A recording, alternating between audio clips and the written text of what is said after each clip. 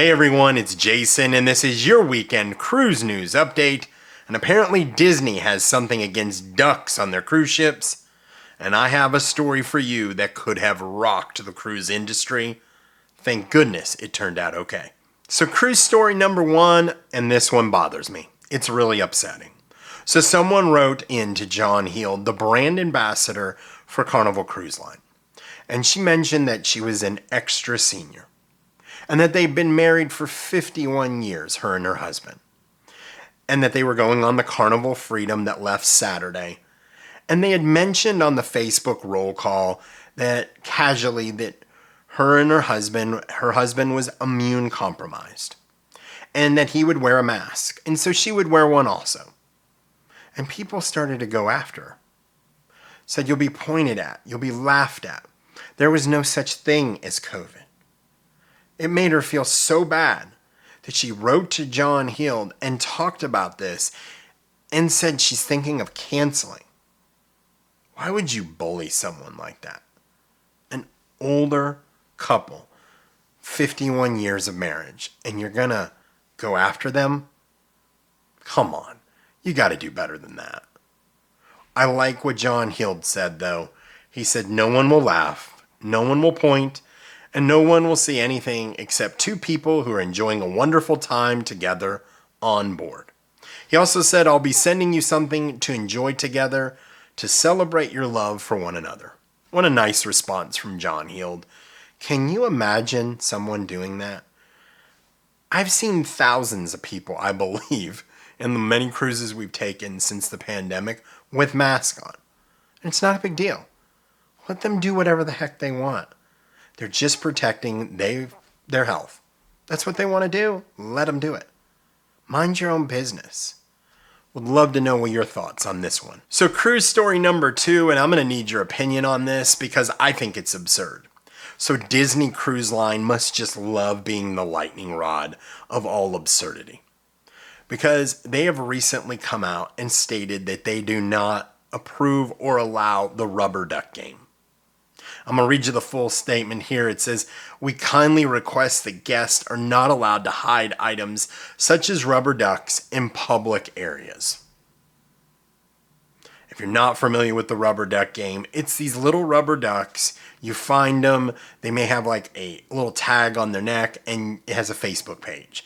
And you take a picture or an Instagram page, take a picture, you post it there. It's just a fun little scavenger hunt game. That's all it is. And I have to tell you, my mind automatically went to, it's because Disney can't make money on this. I can't think of any other reason why.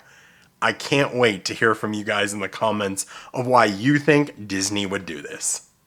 So Jason here from the future, and as I was editing this video, I kept thinking about why Disney would do what they did. And why wouldn't they use Daisy and Donald Duck and sell them in the ship store? And that would be their own version of the duck game, right? How cool would that be? And if they had like a barcode on them and they could take them back to the ship store, they would scan them.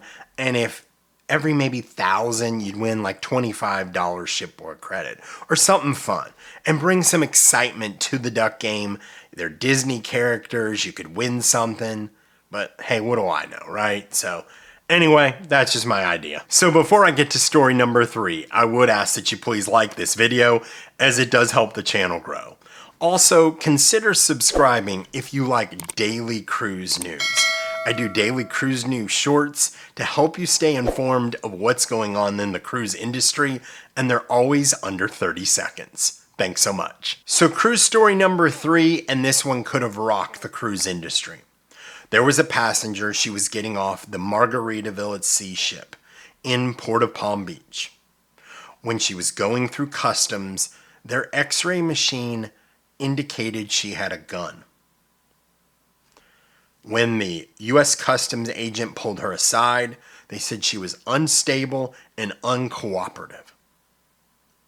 They found a fully loaded 9mm gun. Can you imagine? Unstable, uncooperative, and had a loaded gun. I can't.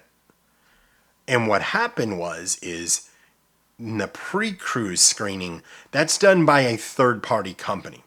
It's not done by U.S. Customs. It's not done by the Port Authority. It's someone the Port Authority contracts. Well, they have basically put them on suspension. They're looking for an explanation of why this happened and how they're going to fix it moving forward. That is a scary situation. I don't even want to think what could have happened. The executive director, Michael Meekins, for the Port Authority said the failure to detect the weapon could have resulted in a catastrophic, life-altering event on the vessel or within the cruise terminal. And he's exactly right. That is one of probably the craziest stories I've ever heard. It makes me feel even uneasy. I know they check us when we go through. I know they go back and forth. They've looked at things. We have this Theragun thing that you pound your back at, and they've looked at that multiple times. So I know they're thorough in Miami and Fort Lauderdale, but it still makes me feel uneasy. What do you guys think about this story? I'm interested in hearing your comments. So I appreciate you guys watching, and until I talk to you next week, happy cruising.